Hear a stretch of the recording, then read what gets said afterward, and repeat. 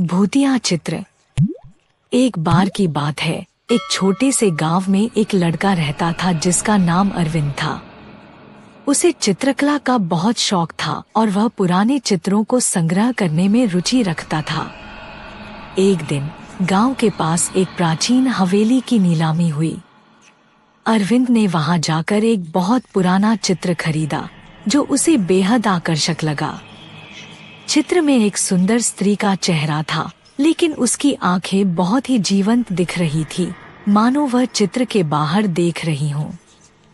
अरविंद ने उस चित्र को अपने कमरे की दीवार पर टांग दिया और उसकी सुंदरता को निहारने लगा। रात को जब वह सोने गया तो उसे महसूस हुआ कि कमरे का तापमान अचानक गिर गया है। उसे ऐसा लगा जैसे चित्र में दिखाई गई स्त्री की आंखें उसे घूर रही हों। उसने अपने मन को समझाया कि यह सब उसकी कल्पना है और वह सो गया। लेकिन रात के बीच में वह एक अजीब सी आवाज से जाग गया। उसे लगा जैसे कोई उसके कमरे में चल रहा हो। अरविंद ने डरते हुए चारों ओर देखा, लेकिन कोई नहीं था। फिर उसकी नजर चित्र पर गई।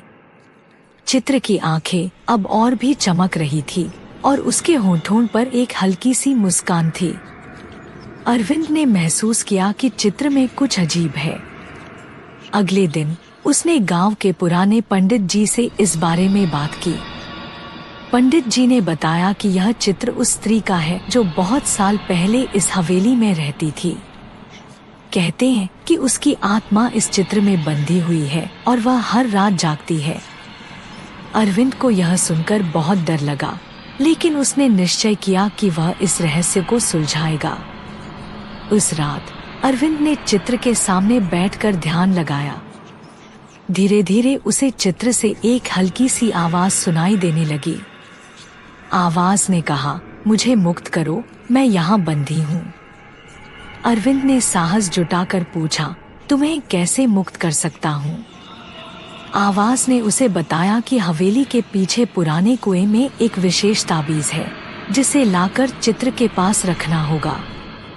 अगले दिन अरविंद ने कुएं की तलाश की। बहुत खोजने के बाद उसे वह ताबीज मिल गया। उसने ताबीज को चित्र के पास रखा और चित्र अचानक चमकने लगा। फिर एक तेज रोशनी हुई और चित्र की स्त्री ने धन्यवाद करते हुए कहा, तुमने मुझे मुक्त कर दिया।